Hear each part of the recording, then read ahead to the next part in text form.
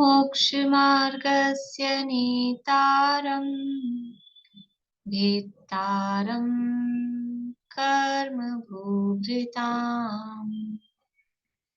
ज्ञातारम् विश्वतत्त्वानाम् वन्दे तद्गुणलब्धये वन्दे तद्गुणलब्धये।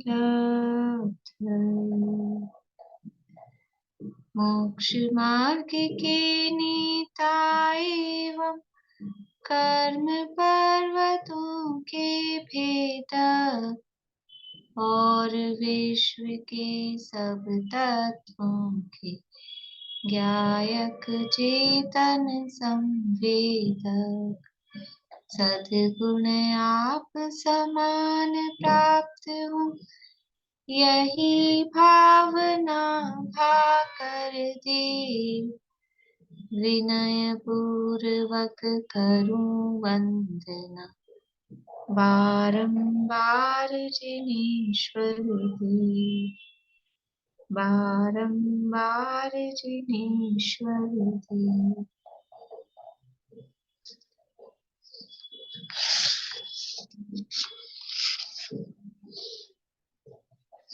सूत्र बोलेंगे।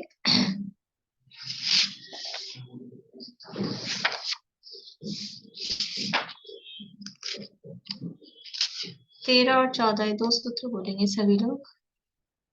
पृथिव्यप तेजो वायु वनस्पतयः स्थावराः द्विन्द्रियादयस्त्रसाः।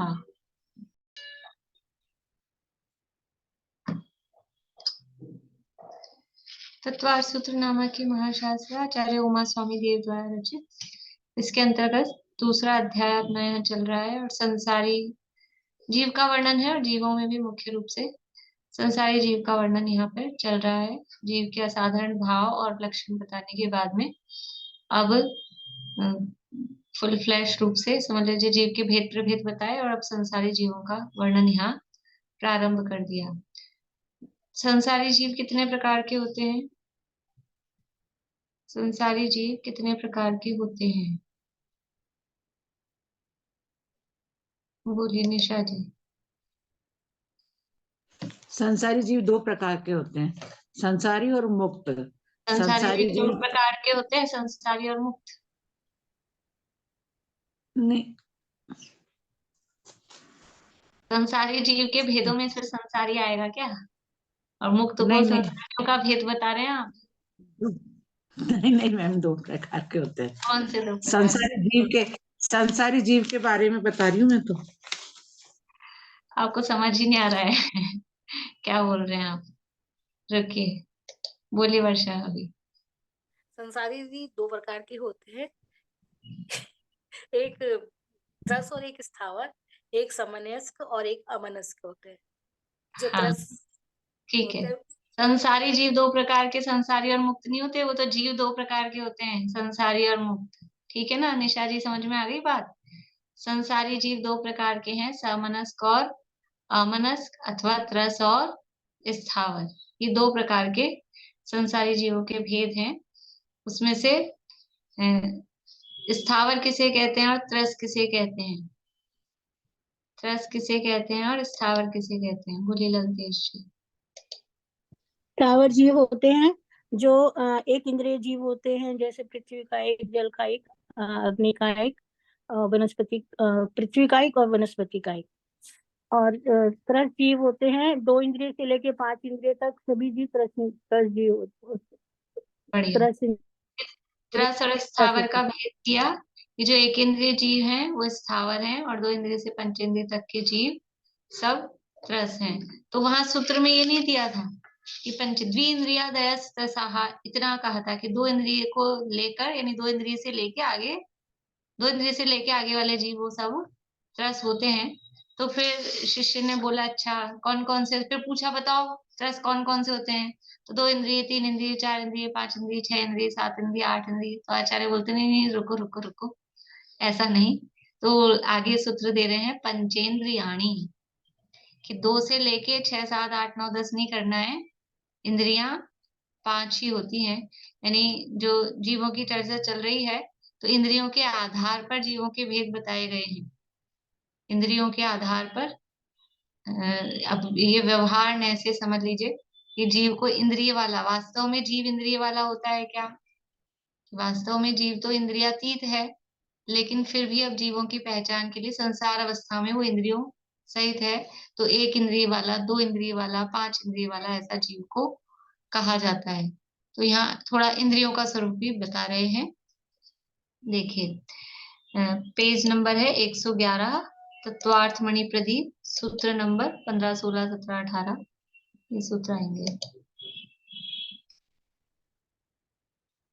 ये अपना रह गया क्या कल पढ़ने से? हाँ, ये रह गया था, थोड़ा सा ये पढ़ना है। 110 पेज पे थोड़ा सा प्रकरण पढ़ने से रह गया है, ये पढ़ के फिर आगे बढ़ते हैं। 4 प्रकार के ये भेद बताए थे स्थावर जीवों के। स्थावर जीव कितने प्रकार के होते हैं? बोलिए स्नेहलता जी, स्थावर जीव कितने प्रकार के होते हैं? 2 प्रकार के। कौन से 2 प्रकार के? मन सहित और अमन रहित। ऐसा नहीं बताना। अच्छा। ज्यादा सरल हो जाता है ना तो भी गड़बड़ हो जाती है बात। 2 से 5 इंद्रियों तक। स्थावर जीव पूछ रही हूँ, स्थावर जीव कितने प्रकार के हैं? बोलिए कांता आंटी। 2 प्रकार ही गलत है आपके। कांता आंटी बोलिए। चालू करिए आवाज।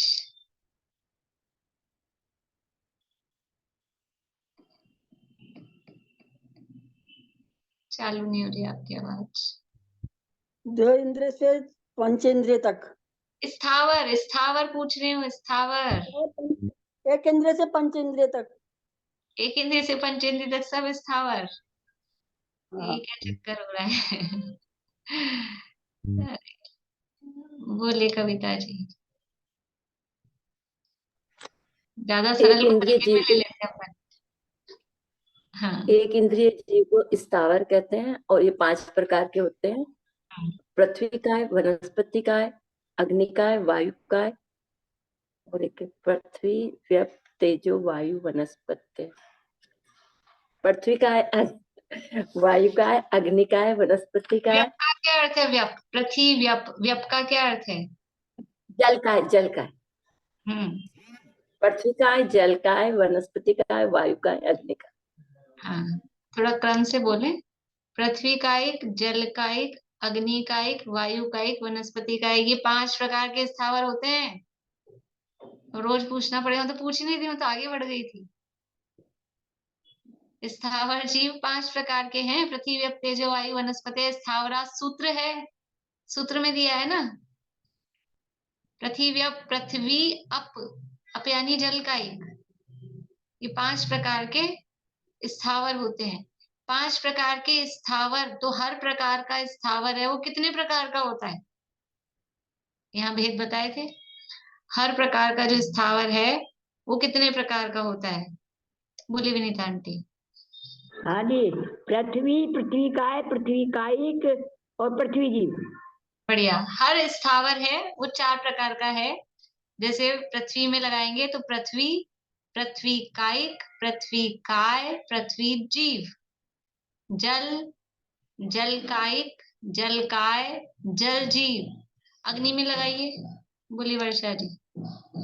अग्नि। अग्नि, अग्निकाय, अग्निकायिक और अग्निजीव। बढ़िया। बोलो पारुल। वायु। जल में, वायु में, वायु, वायु, वायु काय, वायु कायिक, वायु जीव। बढ़िया। वायु जीव किसे कहेंगे? वायु जीव किसे कहेंगे?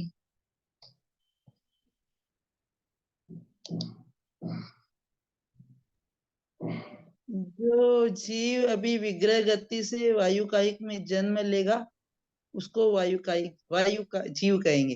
वायु जीव, बढ़िया। जो अभी विग्रह गति में है और वायु कायिक में जिसको जन्म लेना है उसको वायु जीव कहेंगे। ठीक है। वनस्पति काय किसे कहेंगे? वनस्पति काय।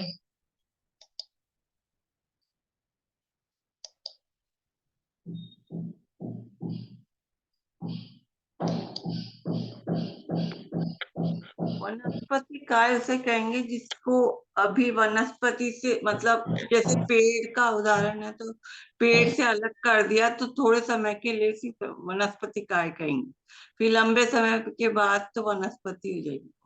हाँ, तो उदाहरण देके जैसे लकड़ी है ऐसा करके बोले, क्योंकि अगर वो फलों की बात अपन ने की थी ना, फलों की हाँ बात करी तो वो तो अभी काय है, मतलब वो पेड़ से अलग होने के बाद भी उसको यदि छिन्न भिन्न हो गया पर अभी कुछ समय ही हुआ है, उसमें से जीव निकले, जिस वनस्पति में से जीव निकले अभी थोड़ा ही समय हुआ है, तो उसको वनस्पति काय। असली बात तो है जीव निकल गया, अब वो अलग हुआ, अलग होने पर भी जीव नहीं निकला हो तो फिर उसको हम काय नहीं कह सकते।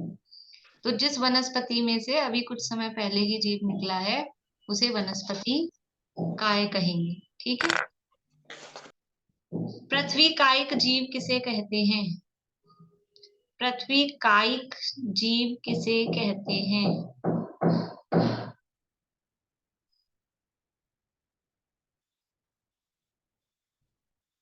बोले आशा आंटी। जिसमें जीव मौजूद हो, जैसे गीली मिट्टी, कीचड़ वगैरह, वो जिसमें कीचड़, जीव हो। कीचड़ को नहीं मतलब गीले मिट्टी या पहाड़, पहाड़ पहाड़। जिस पृथ्वी में अभी जीव मौजूद है उसे मौजूद है। पृथ्वी कायिक कहते हैं। ठीक है। सावन, पृथ्वी किसे कहते हैं? पृथ्वी, पृथ्वी किसे कहते हैं? बोली रूपम जी। जो अपने आप से ही बनी है, स्वयं से बनी है, उसे पृथ्वी कहते हैं। स्वयं से बनी है, ये तो मतलब थोड़ा फिर वो कंट्रोवर्सी वाला हो जाएगा कि पृथ्वी कहेंगे। एक तो सामान्य रूप से इन तीनों का नाम ही पृथ्वी है, पृथ्वी कायिक हो, पृथ्वी जीव हो, पृथ्वी काय हो, सामान्य रूप से उसका नाम पृथ्वी है। अथवा यहाँ लिखा तो है स्वयं से बनी है, लेकिन मतलब ये है कि बहुत काल से, बहुत टाइम से जो पृथ्वी काय रूप से है, बहुत काल से, उसको पृथ्वी कहते हैं। स्वयं से बनी है तो स्वयं से तो सभी बने हुए हैं, अब कोई कहेगा पहाड़ भी बना हुआ है अपने आप से ही, तो खेत भी अपने आप से वो जमीन बनी हुई है, तो फिर उसको पृथ्वी कायिक कहें कि पृथ्वी कहें? तो सामान्य रूप से उस इन सभी का नाम पृथ्वी है, ऐसा। ठीक है, समझ में आया आप लोगों को ये? अब इसमें आगे ये सब जानने का लाभ क्या है, ये यहाँ कहा है, देखिए पेज नंबर है 110। यह जान लेने का लाभ यह है कि असल में सजीव वनस्पति तो वनस्पति कायिक ही है, अतः अहिंसा व्रत की दृष्टि से एकमात्र यही अभक्ष्य है। जो सजीव वनस्पति है, मतलब वो अहिंसा व्रत का जो पालन करना है, जिसको भी पालन करना है, तो वो जो भी पृथ्वी कायिक हो कि जल कायिक हो कि समझ लीजिए वनस्पति कायिक हो, उन चीजों को, उन वस्तुओं को जहाँ जिनमें जीव सहित है, उनको वो उपयोग में नहीं लेता है। बोलिए रेणु जी। मैम जैसे पहाड़ तोड़ दिया या खान से पत्थर निकाल लिया तो वापस वो कायिक नहीं होगा, पृथ्वी कायिक, उसमें वापस वो पृथ्वी कायिक नहीं बनेगी वो पृथ्वी। मतलब अगर उसमें बढ़ने की क्षमता है, मतलब पत्थर इस तरह से निकला है, इतना निकला है, इतना बड़ा साइज का नहीं है कि उसमें खुद में वो एक खुद ही चट्टान या पहाड़ रूप से है, और वो और ग्रो कर रहा है और बढ़ रहा है, तो वो कायिक है। और पहाड़ से अलग करने के बाद में वो उसमें और प्रोसेसिंग कर दी, उसको काट दिया, छाट दिया, मशीनें चला दी, तो फिर वो वापस से कायिक नहीं बनता, फिर वो काय रह जाता जैसे बड़े बड़े जैसे लाते हैं ना, बड़ी बड़ी मार्बल की शिलाएं लाते हैं मंदिरों है। वो के लिए या घरों के लिए, काय हो जाती है, वो तो सब प्रोसेसिंग, उसमें मशीनें चल जाती हैं, सब हो जाता है। फिर वो कायिक नहीं बनेगा वापस। हाँ, वो काय रह जाती है। ये मतलब सब एक इंद्रिय जीव में लागू होगी यही सेम चीज। 100% मतलब वो डिपेंड करता है, जैसे जैसे जो भी है, जैसे पानी में अलग बनेगा, वनस्पति का अलग सिस्टम हुआ कि वो फल आ भी गया तो भी, कल अपन ने देखा था ना कि वो अभी कायिक ही है, फिर उसको छिन्न भिन्न करेंगे, गर्म करेंगे, पानी का भी अलग सिस्टम है, तो सबका थोड़ा अलग अलग है, तो यथा योग्य उसको समझ लेना चाहिए। ये पहाड़ भी ऊंचे नीचे अपने आप से हो जाते हैं क्या? हाँ, बढ़ते घटते हैं ना पहाड़, पृथ्वी कायिक है तो बढ़ते घटते हैं, पत्थर भी बढ़ता घटता है। अब जैसे भगवान का समोषण तो 5000 धनुष ऊपर लगता है। हाँ, और फिर वो योग निरोध करते हैं और फिर पहाड़ पर आकर उनको सिद्ध बनते हैं, तो क्या पहाड़ 5000 धनुष ऊंचे ही होते हैं या क्या होता है उसमें? वो नहीं, नीचे आते हैं, वो नीचे आते हैं, भगवान नीचे आते हैं, 5000। वापस नीचे आते हैं भगवान। हाँ, जब योग निरोध करते हैं, मोक्ष जाने का जब टाइम आता है तो वो नीचे आते हैं, जो भी जहां से मोक्ष गए हैं ना, तो जैसे अब वहाँ शिखर जी से इतने भगवान मोक्ष गए तो वो वहां से नीचे आए हैं शिखर जी पे, या शिखर जी इतना ऊंचा था? नहीं नहीं, नीचे आते हैं, नीचे आते हैं। वैसे पहाड़ भी घटता बढ़ता है, और जब तक उसमें जीव रहता है तब तक मान लीजिए कोई उसका पार्ट भी अलग हुआ निकला, तो वो भी घटता बढ़ता है तब तक। तो उस समय तो पृथ्वी कायिक है ना पहाड़, जब हम उसके ऊपर जा रहे हैं, हाँ, तो वो दोष है। अब वो दो एक इंद्रिय को तो मतलब उस हिसाब से हम करते ही हैं गृहस्थ की भूमिका में, और ये पृथ्वी पे चलना यात्रा तो करने होता तो ही है। पहाड़ पे जाते हैं। हाँ, तो वो होता है हमारी मतलब दोष है, लेकिन दोष के साथ हमारी भावना वो वंदना की है, उनके स्मरण की है, जो जो मोक्ष गए हैं, तो वो उसके हिसाब से जिसमें पुण्य ज्यादा हो, दोष कम हो, तो वो चलता है, उस हिसाब से चलाते हैं। क्योंकि पहाड़ों पे से ही मोक्ष जाते हैं, तो वो उस समय पृथ्वी कायिक तो है ही। चलते हैं, लेकिन बोली पागल। भाभी, एक इंद्रिय जीवों की आयु बहुत कम होती है, ऐसा नहीं है, ऐसा तो नहीं है। मतलब पृथ्वी कायिक बने तो उनकी सैकड़ों साल हो सकती है, हजारों साल। पृथ्वी का एक पृथ्वी बताया था ना कि मैंने 22,000 वर्ष, जो ये मतलब कठोर पृथ्वी है, पहाड़ इनकी उत्कृष्ट आयु 22,000 वर्ष। सबके अलग अलग है, यहीं आगे कहीं ये भी होगी, तो वो मतलब सबकी अलग अलग है, ऐसा ऐसा नहीं है। मतलब उनकी आयु 22,000 वर्ष, जो पृथ्वी का एक जीव बना है, एक इंद्रिय छोटा सा जीव, उसकी आयु 22,000 वर्ष होगी, उत्कृष्ट आयु हो सकती है। हो सकती है। जल का एक की अलग है, 7,000 वर्ष है। अग्नि का एक की उत्कृष्ट आयु 3 दिन की है। सबकी अलग अलग है, सबके अलग अलग।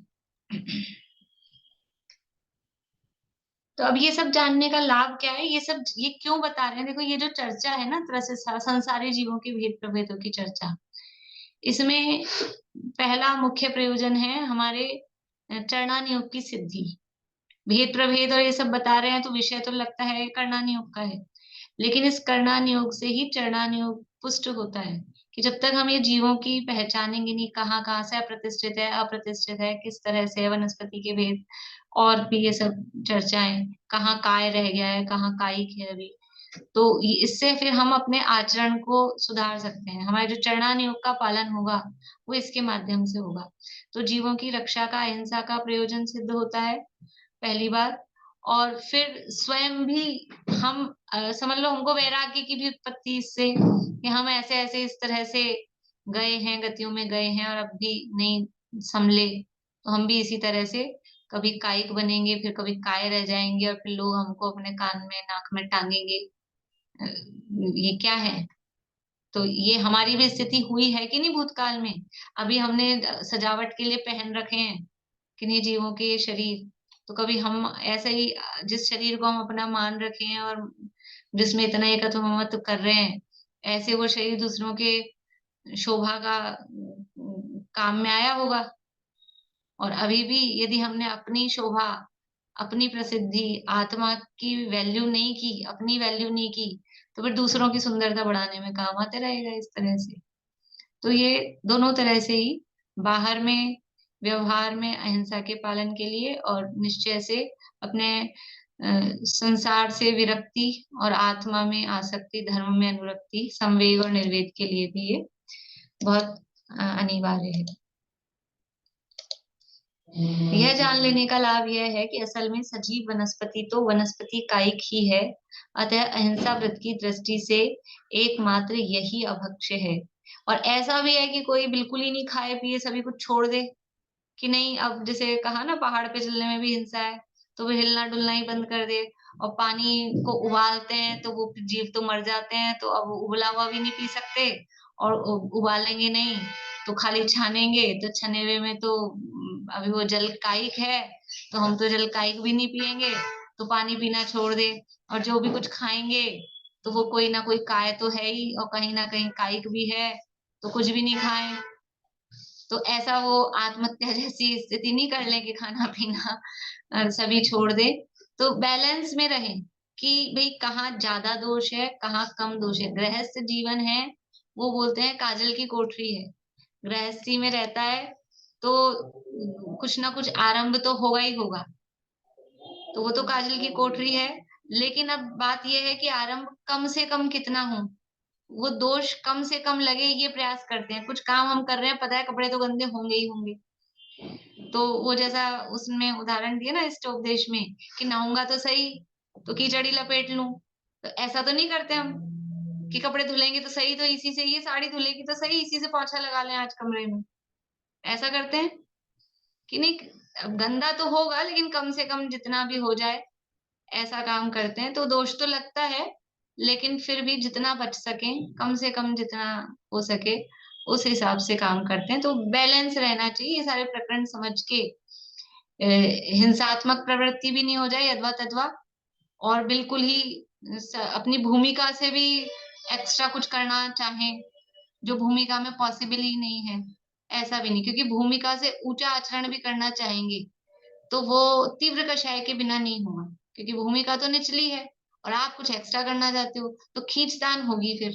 और खींचतान होगी तो खींचतान में क्या होता है, टूट जाता है।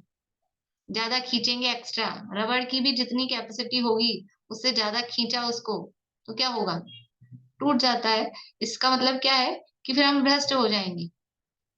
अपनी भूमिका से एक्स्ट्रा ऑर्डिनरी ओवर कुछ काम अगर करना चाहते हैं तो वो भ्रष्ट हो जाएगा। तो गृहस्थ है तो गृहस्थी में ये 5 स्थावर वो यूज में आते ही हैं, उसके बिना गृहस्थ जीवन चलता नहीं है। लेकिन सावधानी पूर्वक करें कि पानी तो काम में लेना पड़ेगा लेकिन अनछना नहीं लें, पानी गर्म भी करना पड़ेगा लेकिन अनछना नहीं उबाल दें। ये सावधानी हमें, फिर इसकी स्वच्छंदता भी ग्रहण नहीं करें कि आपने कह ही दिया गृहस्थ जीवन में तो होता तो है ही, तो फिर ठीक है गीजर काम में ले और बोले, ऐसा नहीं। सावधानी पूर्वक, यत्नाचार पूर्वक, जीवों की विराधना नहीं हो, जीवों की रक्षा करते हुए फिर ये सब हम काम करें। ये प्रकरण का प्रयोजन ये है। इसी प्रकार अप यानी जल, तेज और वायु के बारे में भी समझ लेना चाहिए। 2 इंद्रिय, 3 इंद्रिय, 4 इंद्रिय एवं चारों गतियों के पंचेंद्रिय जीव, ये सभी त्रस जीव हैं। 2 इंद्रिय, 3 इंद्रिय, 4 इंद्रिय, ये कौन सी गति के जीव होते हैं, ये सब तिर्यंच गति के जीव हैं। और बाकी फिर जो बचे पंचेंद्रिय, वो चारों गतियों में है, तिर्यंच में तो है ही है। मनुष्य, देव, नारकी, ये सब पंचेंद्रिय ही होते हैं, तो ये सब त्रस जीव हैं। ध्यान रहे 2 इंद्रिय से अनंत भगवान तक, 13वें 14वें गुणस्थान तक, जब तक कि वे सिद्ध नहीं हो जाते तब तक सभी संसारी जीव त्रस जीव हैं। त्रस नाम कर्म का उदय 14वें गुणस्थान तक उदय रहता है, सत्ता रहती है। अनंत भगवान क्या है, त्रस है कि स्थावर हैं, कि त्रस स्थावर दोनों ही नहीं है, कल परसों पूछा था मैंने। अनंत भगवान त्रस हैं, त्रस, बादल, पर्याप्त, प्रत्येक, इन कर्मों का उदय वहां 13वें गुण स्थान तक उनके रहता है, 14वें तक रहता है। जब हम यह कहते हैं कि अरहंत भी संसारी जीव हैं, तो लोगों को बहुत आश्चर्य लगता है कि अरहंत भी संसारी, ऐसा लगता है कि अरहंत को संसारी कहना। लेकिन क्या कह रहे हैं, अरे भाई, जब हमने समस्त जीवों को 2 भागों में बांटा है और एक भाग में सिद्धों को रखा है, तो दूसरे भाग में संसार के शेष सभी जीव सहज संसारी जीवों में ही आ गए। इसमें अधिक सोचने की बात ही क्या है। जब हमने डिवीजन ही 2 किए हैं, हमने 2 ही डिवीजन किए हैं, एक संसारी और मुक्त, तो मुक्त में तो केवल सिद्ध जीव आएंगे, तो फिर बाकी अब जो बच गए, जो रह गए, 14वें गुण स्थान का जब तक काल पूरा नहीं हुआ, कितना कम टाइम है, ये करना नहीं क्या था, इतनी बारीकी से कथन करता है कि 14वें गुण स्थान वालों को कह दो कि ना तो उनको सिद्ध कहेंगे ना उनको मुक्त कहेंगे। अभी असिद्धत्व औदैहिक भाव का उदय कौन से गुण स्थान तक है, असिद्धत्व औदैहिक भाव होता है कि नहीं होता है, औदैहिक भाव नाम याद आ रहा है कि नहीं, असिद्धत्व कौन से गुण स्थान तक है, असिद्धत्व बोलिए रूपम जी। असिद्धत्व 13वें गुण स्थान तक, 13वें तक है, और 14वें वाले सिद्ध हो गए, क्या बोलेंगे, चौथे गुण स्थान के पहले भाग तक असिद्धत्व है। चौथे गुण स्थान के भाग कितने हैं? नहीं तो अभी फिर तो चौथे मैंने स्थान के बताया। बोलिए सरिता जी। 14वें गुणस्थान तक असिद्धत्व है, चौथे गुण उसके स्थान के बाद अंत समय तक अंत सिद्ध समय नहीं तक। हुए हैं। चौथे गुण स्थान में सिद्ध नहीं हुए हैं, पहला भाग दूसरा भाग नहीं होता है चौथे गुण स्थान का। चौथे गुण स्थान तक कर्मों के उदय हैं। आयु कर्म का उदय है, नाम कर्म का उदय है, वेदनीय कर्म का उदय है, गोत्र कर्म का उदय है। 4 आघातिया कर्म है ना चौथे गुण स्थान में, तो वहां तक असिद्धत्व औदिक भाव चलता है। 14 गुण स्थान का समय तो ए आ ई उ उतना ही होता है। हाँ तो उस समय उनका वो असिद्धत्व भाव रहेगा कि नहीं रहेगा? तो उतना समय रहेगा, जितना समय है उतना समय रहेगा। यही तो बोला मैंने, कितना कम टाइम है, फिर भी उसको हाँ। उतना पकड़ के ऐसे नहीं कहा इतना तो कम समय, इनको सिद्ध कह दो, इतना ही तो कम समय है, नहीं कहेंगे। और कहना होगा तो फिर हम चौथे वाले को भी सिद्ध कह देंगे। अगर कहना होगा तो वहां भी दृष्टि मोक्ष कह देंगे। अगर व्यवहार ही लगाना है और हमको अपेक्षा ही लगानी है तो उनको भी कहेंगे। और जब बारीकी में देखेंगे तो 14वें के अंत समय तक भी असिद्धत्व कहेंगे, अभी सिद्ध नहीं। ऐसा तो 2 इंद्रिय से अनंत भगवान तक 13वें 14वें गुण स्थान तक जब तक कि वे सिद्ध नहीं हो जाते तब तक सभी संसारी जीव त्रस जीव हैं। जब हम ये कहते हैं कि अनंत भी संसारी हैं तो लोगों को बहुत आश्चर्य लगता है कि अनंत भी संसारी, लेकिन इसमें आश्चर्य की कोई बात नहीं है। जब भेद ही 2 किए हैं, संसारिणो मुक्ताश्च, तो सारे जीव एक तरफ और बाकी के मुक्त जीव वो एक तरफ, ऐसा होते हैं। समझ लो हम पूरे जितने भी भारतीय हैं सब में 2 भेद करें। कौन से 2 भेद करें कि एक प्रधानमंत्री और एक अप्रधानमंत्री, ऐसे हमने भेद करे पूरे जितने भी भारतीय हैं सबके, तो फिर कौन किधर जाएगा? कि बड़ा ये तो आईएएस हैं, कि ये तो वो है मंत्री जी हैं, कि ये नगर निगम के मेयर हैं। कि जब हमने भेद ही 2 किए कि एक प्रधानमंत्री और बाकी सारे अप्रधानमंत्री, तो बस जो प्रधानमंत्री है वो इधर आएगा, बाकी सब कोई भी हो, फिर कोई भी हो, उसका पीए वीए जो भी कोई भी हो, और दुनिया भर के जो भी मंत्री हो वो सब एक तरफ और वो एक तरफ। तो ऐसे ही हमने भेद ही 2 किए हैं, एक मुक्त और बाकी सारे संसारी। तो सिद्धों के अलावा जो भी हैं, अनंत भगवान सिद्ध हैं क्या? अगर अनंत भगवान सिद्ध होते तो अनंत क्यों कहते हैं, सिद्ध ही कहते, तो सिद्ध नहीं है ना, इसलिए उनको अलग रखें। अब ये जो कहा था कि द्विंद्रियादयसा, तो वहां पर प्रश्न हुआ कि इंद्रियां कितनी होती है, उसका जवाब यहाँ पर दे रहे हैं। त्रस जीवों की परिभाषा में 2 इंद्रिय आदि जीवों को त्रस कहा गया है। तो सहज प्रश्न उत्पन्न होता है कि इंद्रियां कितनी होती हैं, उनका क्या स्वरूप है, इंद्रियां कितनी होती हैं और उनका क्या स्वरूप है। उक्त प्रश्नों का उत्तर आगामी सूत्रों में दिया जा रहा है, जो इस प्रकार है। बोलेगा सरिता जी। पंचेंद्रियाणि पंचेन्द्रियाणि द्विविधानि द्विविधानि निर्वृत्युपकरणे द्रव्येन्द्रियम् निर्वृत्युपकरणे द्रव्येन्द्रियम् निर्वृत्युपकरणे द्रव्येन्द्रियम् निर्वृत्युपकरणे द्रव्येन्द्रियम् लब्ध्युपयोगो भावेन्द्रियम् लब्धुपयोगो भावेन्द्रियम् लब्ध्युपयोगो भावेन्द्रियम् लब्धुपयोगो भावेन्द्रियम्। देखिए क्या कह रहे हैं कि इंद्रियां 5 होती है, पंचेंद्रियाणि यानी इंद्रियां 5 होती हैं। अब फिर अगले सूत्र में कह दिया द्विविधानी 2 प्रकार की होती हैं। परिभाषा दी नहीं इंद्रियां किसे कहते हैं, क्योंकि वो वही बात कि सबको पता है इंद्रियां इंद्रियां खूब बोलते हैं, इसलिए परिभाषा उनको विकल्प ही नहीं आया कि मैं परिभाषा बताऊं। अब आप लोग बताइए इंद्रिय किसे कहते हैं? इंद्रिय तो हम भी करते हैं, और इंद्रियां 5 होती है हम कह रहे हैं, लेकिन इंद्रिय कहते किसे हैं, इंद्रिय का मतलब क्या?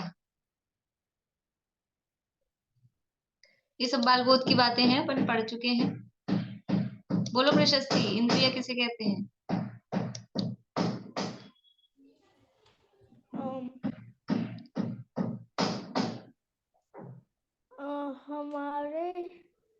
शरीर की उन चीजों को जिससे अपन खुद का ज्ञान करते हैं। ठीक है, थोड़ा थोड़ा भूल गई हो लेकिन वो उसी दिशा में है। ठीक है, बढ़िया। हाँ, कौन बताएंगे इंद्रियां किसे कहते हैं? बोलिए मीना चाची। संसारी जीव के पहचान के चिन्ह पे इंद्रियां शरीर के चिन्ह विशेष जो आत्मा के ज्ञान कराने में सहायक थे। इंद्रिय, इंद्रिय यानी इंद्र का चिन्ह। इंद्र मतलब, इंद्र कहते हैं आत्मा को, इंद्रियों को करण भी कहते हैं। और जो आत्मा को ज्ञान कराने में जो सहायक है, ऐसा जो आत्मा को ज्ञान में सहायक है। और चिन्ह किसमें है? तो शरीर के चिन्ह, शरीर के चिन्ह विशेष जो आत्मा को ज्ञान कराने में सहायक होते हैं। ज्ञान तो आत्मा में ही है, लेकिन उस ज्ञान में सहायक होते हैं, उसे इंद्रियां कहते हैं। और दूसरा परिभाषा राजवार्तिक आदि ग्रंथों में इस तरह से भी दी है। इंद्र कहते हैं कर्म को। देखो, ये तो परिभाषा जो भी पढ़ी बताई ना, ये तो बालबोध वाली है। शरीर के चिन्ह विशेष जो आत्मा के ज्ञान में सहायक होते हैं, उसे इंद्रिय कहते हैं। ये तो बालबोध वाली परिभाषा है।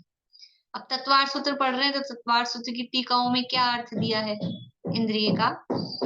तो सर्वार्थ सिद्धि में कहा इंद्र यानी आत्मा। सर्वार्थ सिद्धि में क्या कहा? इंद्र यानी आत्मा। और आत्मा का जो चिन्ह है, यानी आत्मा जिसके माध्यम से पहचाना जा रहा है। जीव कैसे पहचाने जाते हैं? इंद्रियों के माध्यम से पहचाने जा रहे हैं ना संसार अवस्था में। उपयोग लक्षण तो दिया है, लेकिन फिर भी संसार में हम कैसे पहचानते हैं कि 2 इंद्रिय, 3 इंद्रिय, 4 इंद्रिय, ऐसा ही करके देखते हैं ना हम जीवों को। तो वो जीव के जो चिन्ह है, आत्मा के जो चिन्ह है, उसको इंद्रिय कहते हैं। और उन्हीं के माध्यम से वो उसकी पहचान आदि होती है। ज्ञान की भी पहचान उसी के माध्यम से होती है। तो आत्मा के यानी इंद्र के चिन्ह को इंद्रिय कहते हैं। और इंद्र मतलब आत्मा। तो ये आत्मा के चिन्ह मतलब वो ज्ञान कराने में, ज्ञान की उसको पहचान कराने में वो चिन्ह बनते हैं। फिर राजवार्तिक में इंद्र का अर्थ किया है कर्म। की परिभाषा में हमेशा एक कंफ्यूजन लगता है मुझे कि आत्मा को जो ज्ञान होता है वो इंद्रियों के माध्यम से, या इंद्रियां आत्मा को ज्ञान कराने में सहायक होती है। इसको थोड़ा आत्मा को ज्ञान कराने में सहायक होती है, यानी ज्ञान तो आत्मा में ही है। हाँ। आत्मा के ज्ञान कहो, आत्मा के ज्ञान मतलब आत्मा का अनुभव वाला आत्मा नहीं। आत्मा के ज्ञान मतलब वो ज्ञान जो आत्मा का गुण है, उस ज्ञान में जो इंद्रियां सहायक होती है। अभी हमको जानना है, देखना है, कुछ भी करना है, तो अभी हम बिना इंद्रियों के कर पाते हैं क्या? कर सकते हैं क्या? नहीं, वो उसमें सहायक होती है। सहायक होती है मतलब निमित्त होती है।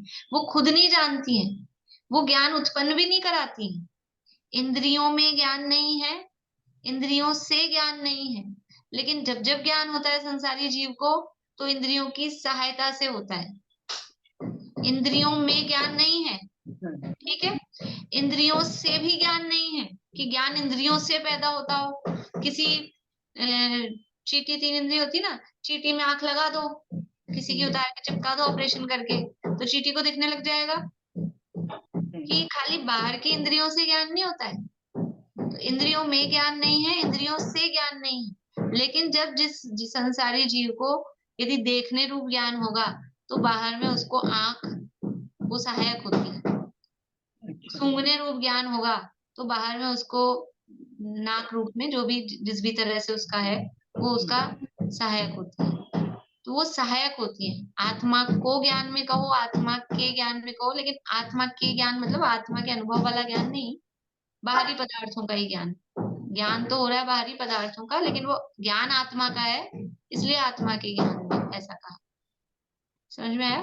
वो शब्दों की थोड़ी समझ लो कमजोरी को, बोलने में वो कैसे कहें, वो शब्दों की लिमिटेशन होती है। तो राजवार्तिक का बता रही थी मैं आपको। राजवार्तिक में इंद्र का अर्थ किया कर्म।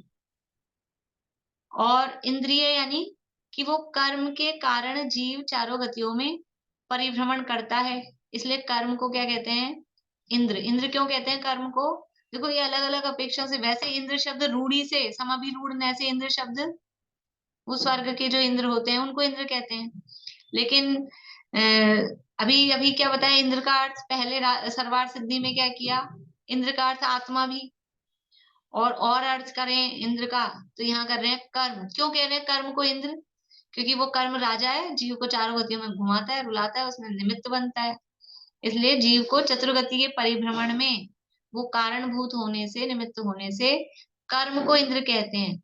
और उस इंद्र के द्वारा, उस कर्म के द्वारा जिसकी रचना हुई, इसलिए उसका नाम है इंद्रिय।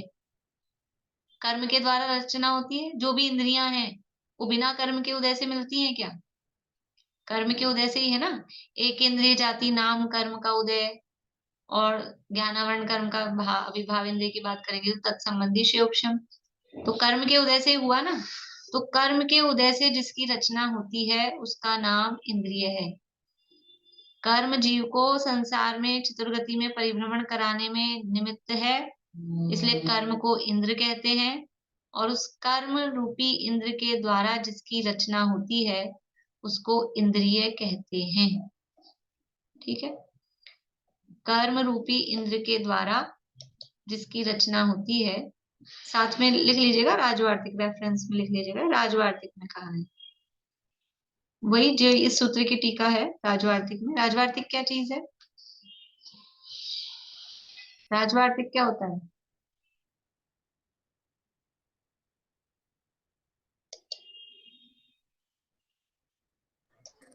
तत्वार सूत्र की टीका है। तत्वार सूत्र की टीका है, पता है कि किसकी टीका है? राइटर अकलंक देव। बढ़िया, आचार्य अकलंक देव, भट्ट अकलंक देव राजवार्तिक उनका है। तो इस तरह से प्रसिद्ध तो वही है कि वो आश्चर्य के चिन्ह विशेष जो आत्मा को ज्ञान, मतलब ये है कि इंद्रियां हैं वो ज्ञान में निमित्त होती है, ज्ञान में सहायक होती है। देखो परिभाषा में कहा है ज्ञान में सहायक होती है, और हमने बना क्या रखा है इंद्रियों को? मतलब उसका स्वरूप ही है, मिली किस लिए है इंद्रियां? ज्ञान करने के लिए। और हमने उसको निमित्त किस में बना रखा है? हमने अज्ञान में और विषय भोगों में। हम उस इंद्रियों के माध्यम से ज्ञान बढ़ा रहे हैं कि अज्ञान बढ़ाते हैं, कि विषय भोगों में लीन होते हैं। आत्मा देखो ज्ञान बढ़ा रहे हैं कि नहीं? हम तो ज्ञान बढ़ाते हैं कि दुनिया के ज्ञान को, बाहरी पदार्थों के ज्ञान को ज्ञान नहीं कहते। खुद को तो जानता नहीं, ये इंद्रियां मिली थी तो ज्ञान के लिए तो खुद को जानना था ना सबसे पहले। सबको तो जाना निज को न जाना, कैसा ज्ञान धारी तूने आपा न पहचान। सबका ज्ञान करते हैं, सबको जानते हैं, और मैं कौन हूँ अपने लिए पूछे तो इधर उधर मुंह ताकते हैं कि मैं कौन हूँ। और सारी दुनिया का तो उस हमको हंसी आ रही है, ऐसे व्यक्ति पे हमको हंसी आती है। हम कैसे हैं? सबको जानते, सारी दुनिया का ज्ञान है, एक बात पूछे ना तभी सब बताने लग जाते हैं। ये तो सबके बंद कर रखे हैं मैंने, वो वहां ऑफलाइन होती है ना, सब चालू हो जाते हैं, जरा सी कोई बात हो ना तो सब अपने अपने किस्से कहानियां सुनाने लग जाते हैं। जरा सी बात पे सारा ज्ञान है सबको, सारा ज्ञान है।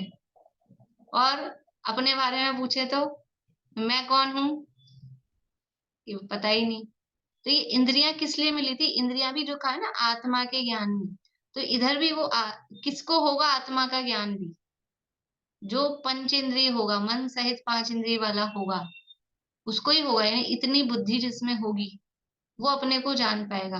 तो सबसे पहला काम क्या करना था इन इंद्रियों को प्राप्त करके? सबसे पहला काम था कि अपने को जाने। दुनिया में भी सबसे पहला काम क्या है? अपना करे, अपने को जाने, फिर बाकी और औरों को देखे। फिर यहाँ तो ऐसा ही होता है, पहले जो अपने को जानता है वो औरों को देखता है, फिर दिखते हैं सब अपने आप लोग। तो ये इंद्रियों के माध्यम से स्वयं का ज्ञान करना था, ज्ञान में सहायक थी, लेकिन हमने उसके माध्यम से अज्ञान का पोषण किया, विषय भोगों का पोषण किया, इसलिए संसार में रुलाने में कारण बन गई, संसार में भटकाने में कारण बन गई। बोलिए दीदी एक बार राजवार्तिक वाला परिभाषा वापस बोलिए ना। हाँ, इंद्र यानी कर्म, यानी कर्म को इंद्र क्यों कहते हैं कि कर्म के कारण जीव चतुर्गति में परिभ्रमण करता है, इसलिए कर्म को इंद्र कहते हैं। और कर्म के द्वारा जिसकी रचना हुई है उसे इंद्रियां कहते हैं। कर्म है वो जीव को चतुर्गति में परिभ्रमण कराने में निमित्त है, इसलिए कर्म को इंद्र कहा। और कर्म के द्वारा जिसकी रचना हुई है उसे इंद्रियां कहते हैं। अब ये इंद्रियां 5 होती हैं, इसके लिए भी आगे नाम देंगे।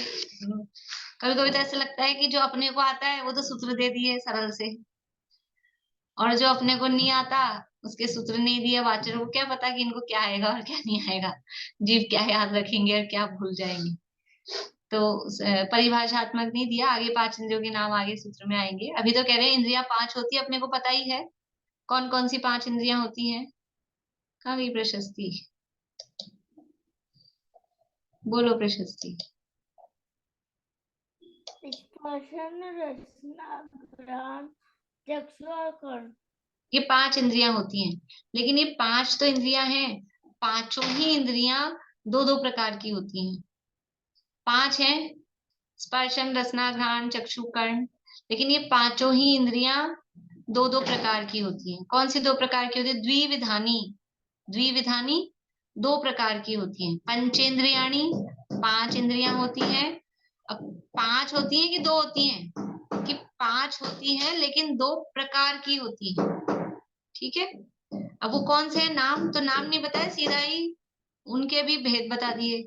वो जो 2 प्रकार की हैं उसमें से निर्वृत्ति उपकरणे द्रव्येंद्रियम, यानी पहला प्रकार क्या हो गया? द्रव्येंद्रिय। और दूसरा कहा लब्ध्युपयोगो भावेंद्रियम, तो दूसरा हो गया भावेंद्रिय। देखो आपको लगता होगा कि आचार्य को पहले ऐसे बताना चाहिए ना, द्विविधानी द्रव्येंद्रियाणी भावेंद्रियाणी, पहले 2 बताते, फिर कहते कि द्रव्येंद्रियाणी वो शरीर परिणाम रूप द्रव्येंद्रियाणी, फिर कहते निवृत्ति उपकरणे द्रव्येंद्रियम। पहले वो 2 भेद बताने चाहिए थे, फिर उनका स्वरूप बताना चाहिए था, फिर उसके भेद बताने चाहिए थे। तरीका तो ये होता है, लेकिन ये कोई टीका व्याख्या नहीं कर रही, ये सूत्र लिख रहे हैं। सूत्र, सूत्र का मतलब है कम से कम शब्दों में काम चल जाए। तो उन्होंने कम से कम कैसे किए कि सीधा अलग से भेद बताने के लिए सूत्र नहीं किया, सीधे उनके भेद सहित ही निवृत्ति उपकरणे द्रव्येंद्रियम। अब समझदार थे शिष्य तो समझ गए कि पहला भेद हो गया द्रव्येंद्रिय, लब्धि उपयोगो भावेंद्रियम, तो दूसरा भेद हो गया भावेंद्रिय। ठीक है, तो 5 प्रकार की इंद्रिय, 5 इंद्रियां 2 प्रकार की होती हैं। कौन सी 2 प्रकार की होती हैं? एक द्रव्येंद्रिय और एक भावेंद्रिय। 5 इंद्रियां हैं, 5 इंद्रियां 2 प्रकार की होती हैं। 5 स्पर्शन, रसना, घ्राण, चक्षु, कर्ण, ये 5। इसमें से हर इंद्रिय द्रव्य स्पर्शन, द्रव्य रूप स्पर्शन इंद्रिय, भाव रूप स्पर्शन इंद्रिय, द्रव्य रूप रसना इंद्रिय, भाव रूप रसना इंद्रिय, फिर द्रव्य रूप घ्राण इंद्रिय, भाव रूप घ्राण इंद्रिय, द्रव्य रूप चक्षु इंद्रिय, भाव रूप चक्षु इंद्रिय, और द्रव्य रूप कर्ण इंद्रिय और भाव रूप कर्ण इंद्रिय। ऐसे पांचों ही इंद्रियां 2 प्रकार की, 2-2 प्रकार की होती है। तो पहली एक है द्रव्येंद्रिय और दूसरी है भावेंद्रिय।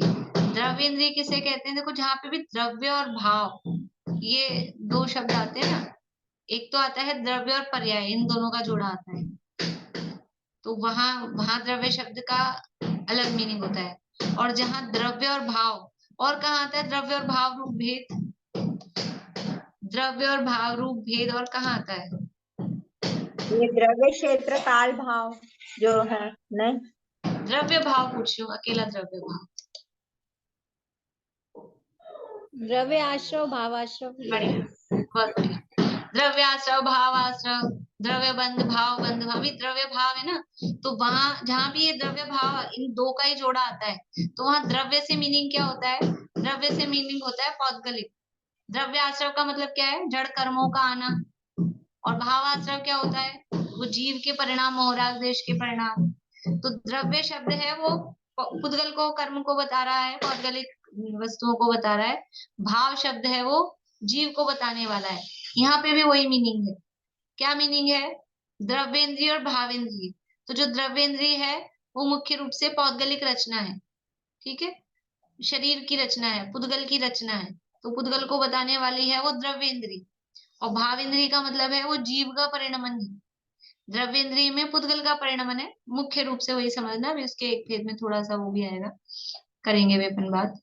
द्रव्येंद्रिय है वो पुद्गल का परिणमन है, मुख्य रूप से पुद्गल का परिणमन है। और भावेंद्रिय है वो जीव का परिणमन है। तो द्रव्य शब्द जहां आ रहा है वो पुद्गल को बताने वाला है, भाव शब्द जहां आ रहा है वो जीव के परिणमन को बताने वाला है। तो द्रव्येंद्रिय और भावेंद्रिय। देखिए यहाँ पे फिर द्रव्येंद्रिय के भेद कहे हैं सूत्र में, 17 नंबर का सूत्र है, इसके संधि विच्छेद होगा।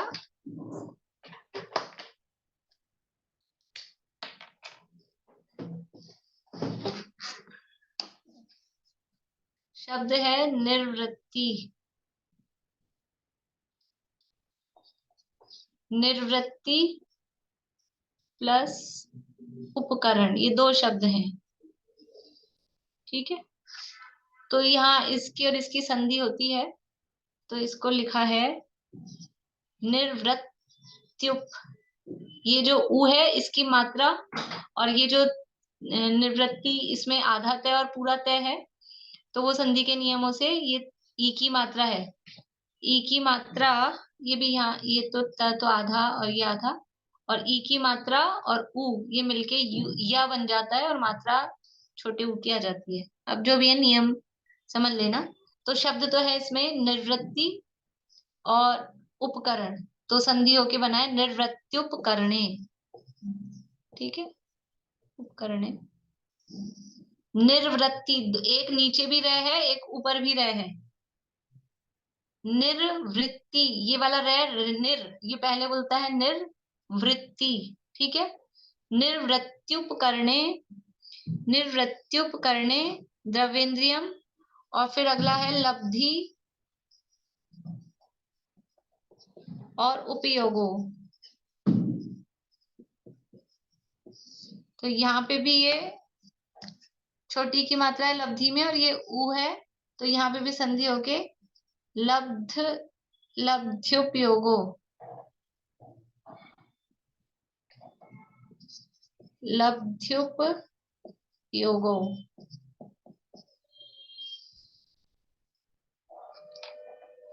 ठीक है। तो ये लब्ध्युपयोगो में शब्द है लब्धि और उपयोग। निर्वृत्त्युपकरणे में शब्द है निर्वृत्ति और उपकरणे। तो निर्वृत्त्युपकरणे द्रव्येंद्रियम, लब्ध्युपयोगो भावेंद्रियम। तो दो दो भेद हैं। द्रव्येंद्रिय के दो भेद हैं, एक निर्वृत्ति और एक उपकरण। भावेंद्रिय के दो भेद हैं, एक लब्धि और एक उपयोग। इस तरह से इनके भेद हैं। अब द्रव्येंद्रिय किसे कहते हैं और भावेंद्रिय किसे कहते हैं, वो यहाँ से पढ़ते हैं अपन, थोड़ा सा पढ़ लेते हैं, फिर बाकी की चर्चा नेक्स्ट क्लास में करेंगे।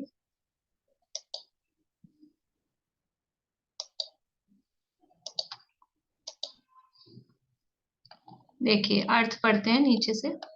इंद्रियां 5 होती हैं, वे पांचों इंद्रियां दो दो प्रकार की हैं, द्रव्येंद्रियां और भावेंद्रियां। द्रव्येंद्रिय जो है वो रचनात्मक रूप है, मुख्य रूप से पौद्गलिक है, और उसमें रचना की मुख्यता है।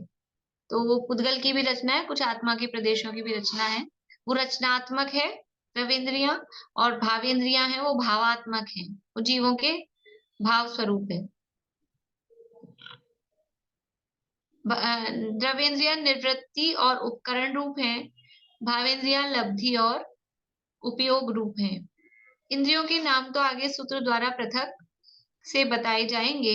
यहाँ तो बस इतना बताना इष्ट है कि इंद्रियां 5 ही होती हैं, कम ज्यादा नहीं। नाम तो आगे बताएंगे, यहाँ तो इतना कहा कि इंद्रियां 5 ही होती हैं। अब इंद्रियां किसे कहते हैं, तो यहाँ कहा संसारी जीव के पहचान के चिन्ह को इंद्रियां कहते हैं। किसे कहते हैं इंद्रियां, कि जो संसारी जीव जिससे पहचाना जाए उसे इंद्रियां कहते हैं। देखिए और इसके स्वरूप के संबंध में आगे आइए 114 नंबर पेज पे, एक दो पेज आगे 114 नंबर पेज पे। इंद्रिय को इंद्रिय क्यों कहते हैं?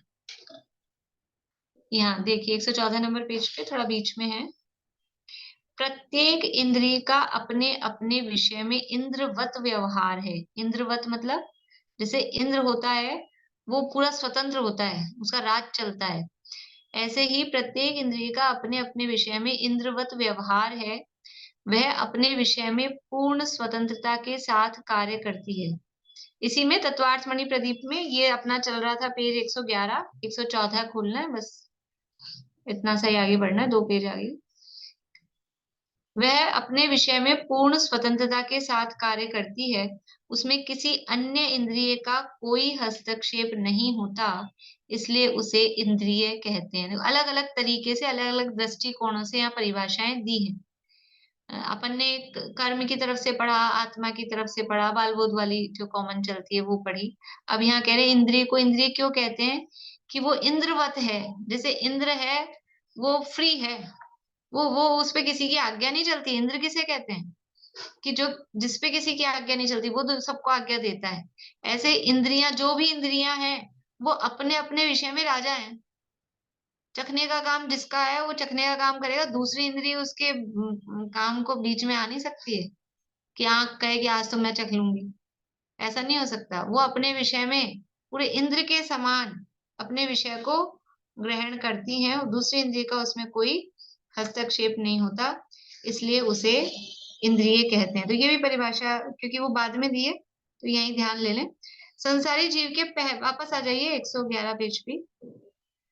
संसारी जीव के पहचान के चिन्ह को अभी हमने देखा था कि जिससे आत्मा के ज्ञान में जो सहायक होती हैं। अब यहाँ और दूसरी कितनी सारी परिभाषाएं हो गई, 3 तो अपन ने देख ली थी और यहाँ 2 और आ गई। संसारी जीव के पहचान के चिन्ह को, कि संसारी जीव कैसे पहचाना जाएगा? तो इंद्रियों के माध्यम से पहचाना जाता है। बात अपन ने की थी कि भाई 1 इंद्रिय है कि 2 इंद्रिय है कि कैसा है। वो इंद्रियों के माध्यम से उसकी चेतनता आदि भी, उसकी इंद्रियां आदि को देखकर उससे पहचाना जाता है। तो संसारी जीव की पहचान के चिन्ह को इंद्रियां कहते हैं। अब ये देखो यहाँ क्यों बता रहे हैं, ये पंचेंद्रियाणी शब्द दिया, फिर द्विविधानी निवृत्ति उपकरणी द्रविंद्यम और आगे नाम भी देंगे। तो अपने को ऐसा लग रहा है इतनी मतलब छोटी मोटी इतनी हल्की सी बात क्यों आचार्य सूत्र उसके लिए बिगाड़ रहे हैं? क्यों लिखा? ये तो हमको पता ही था, स्पर्श रसना घ्राण चक्षु श्रोत्राणी, ये तो मालूम ही है। लेकिन अन्य मतों में इंद्रियां ज्यादा भी मानी जाती हैं।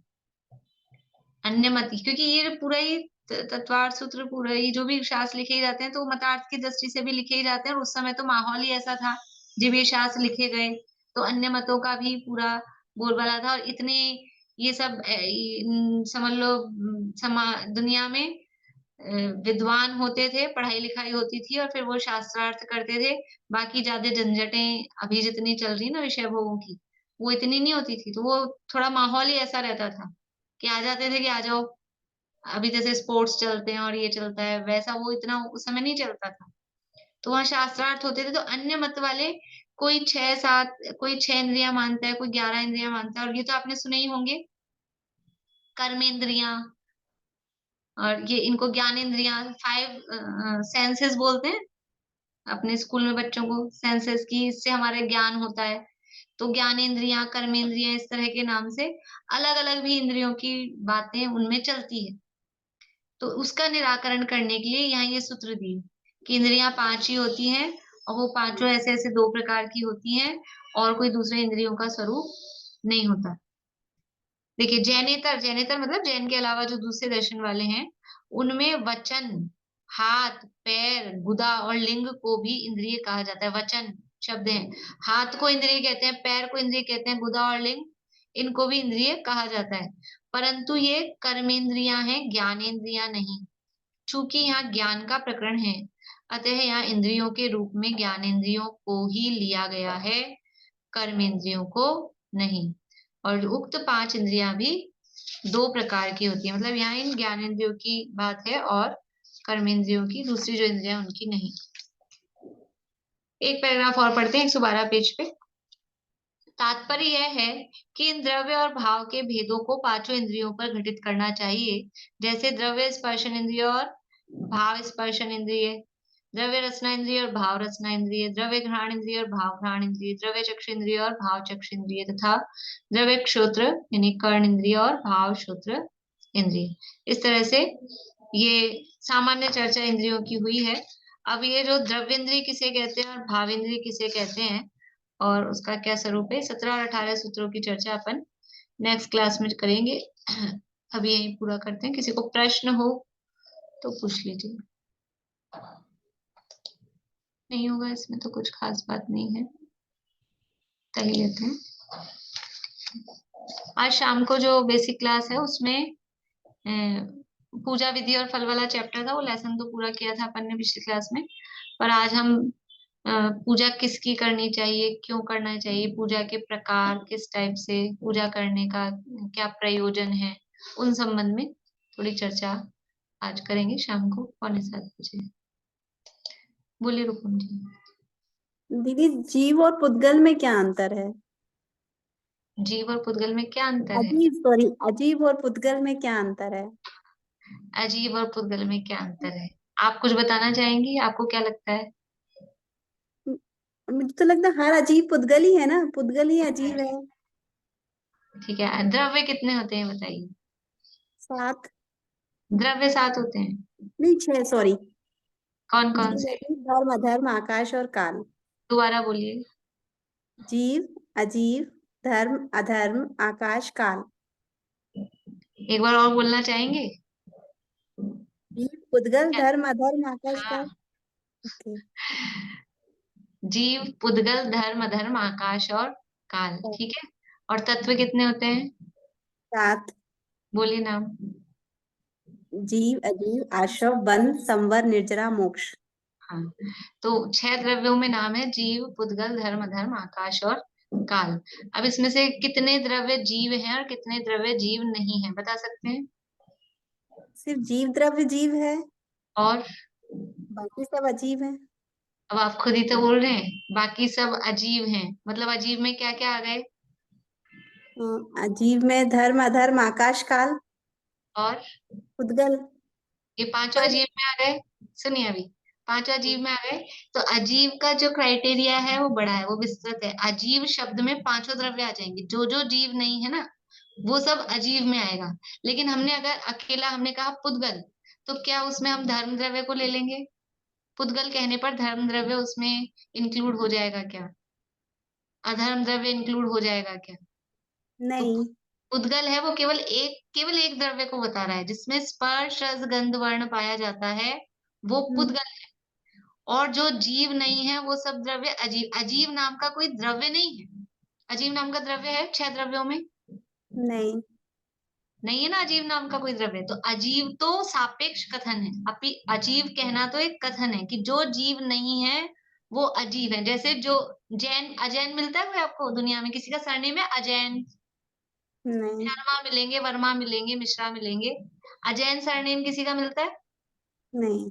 तो अजैन किस, हम तो कहते हैं अजैनों में ऐसा चलता है, अजैनों में। अभी इन्होंने लिखा जैनेतर, जैनेतर मतलब अजैन। तो अजैन है वो, हम अपनी जैनों की अपेक्षा से जैन जो नहीं है उनके अलावा सारे के सारे क्या हैं? अजैन। ऐसे अजीब जो कहा है, जो जीव नहीं है वो सब अजीब है। तो अजीब में 5 द्रव्य शामिल हैं और पुद्गल कहने में अकेला एक पुद्गल वो आता है। तो मतलब अंतर पुद्गल मतलब हम सिर्फ शरीर को कहेंगे बस। नहीं, मतलब सिर्फ शरीर नहीं, जिसमें स्पर्श रस गंध वर्ण पाया जाता है वो पुद्गल है। स्पर्श रस गंध वर्ण बनता पुद्गला। लेकिन धर्म धर्म द्रव्यों में स्पर्श रस गंध वर्ण नहीं पाया जाता, वो पुद्गल नहीं है लेकिन अजीब है। तो हम ऐसा कह सकते हैं कि जो जो पुद्गल है वो तो अजीब है। जो जो पुद्गल है वो तो अजीब है। लेकिन जो जो अजीब है वो सब पुद्गल है क्या? वो सब पुद्गल नहीं। आप कहते हैं ना दोनों एक ही लगते हैं, चाहे पुद्गल बोलो चाहे अजीब बोलो, तो एक नहीं। ठीक है। पुद्गल का क्राइटेरिया थोड़ा छोटा है। पुद्गल में एक ही द्रव्य शामिल है और अजीब कहने पर सारे 5 द्रव्य आ जाते हैं। शेष 5 द्रव्य अजीब कहने में आ जाते हैं। पर हम लोग क्या है कि थोड़ा ऐसे ही शरीर अजीब है, अजीब बोलते हैं। तो अजीब तो है लेकिन शरीर ही अजीब नहीं है या पुद्गल ही अजीब नहीं है, और भी द्रव्य हैं जो अजीब। ठीक है, समझ में आया? छेड़ाला पढ़ी आपने? छेड़ाला? जी पढ़ रही हूँ अभी। अच्छा, कौन सी ढाल चल रही है? जी पढ़ तो वैसे 6 चुकी हूँ पहले, पर अब समझने से फिर से वापस पहली पढ़ रही हूँ। अभी ठीक क्लास चल रही है। ठीक। तीसरी ढाल में वहां व्यवहार मोक्ष मग सुनिए, अब व्यवहार मोक्ष मग सुनिए, हेतु नियत कोई, फिर जीव अजीव तत्व आश्रव, 7 तत्वों का वर्णन किया। तो फिर वहां अजीव तत्व के वर्णन में पुद्गल नव धर्म, मतलब ये धर्म धर्म आकाश काल, अजीव में सबका वर्णन किया। ठीक है ना? तो मैं तो छेड़ाला इसलिए कि मुझे लगा भाई पढ़ी होगी, सरल, मतलब सबसे सरल रहती है ना उसमें। पढ़ी तो 6 है, लेकिन अब अर्थ सहित पढ़ रही हूँ अभी। हाँ, तो अजीव में 5 द्रव्य आ जाते हैं और पुद्गल में अकेला पुद्गल ही आते हैं। ठीक है, चलो भाई, जनवाणी स्तुति कौन बोलेंगे? जिन्होंने नहीं बोली हो अपने आप से हाथ खड़ा कर दिया करें, ताकि मुझे तो लग रहा है सब जो दिख रहे हैं उन्होंने सबने बोल लिए है, ऐसा लग रहा है। चलिए आप बोलिए हीरा जी।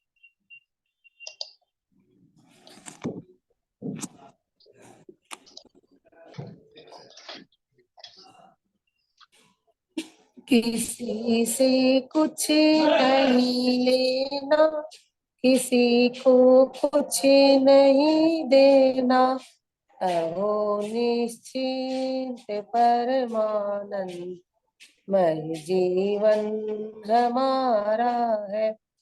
ज्ञानमय लोक है मेरा, ज्ञान ही रूप है मेरा, परम निर्दोष समतामय ज्ञान जीवन हमारा है।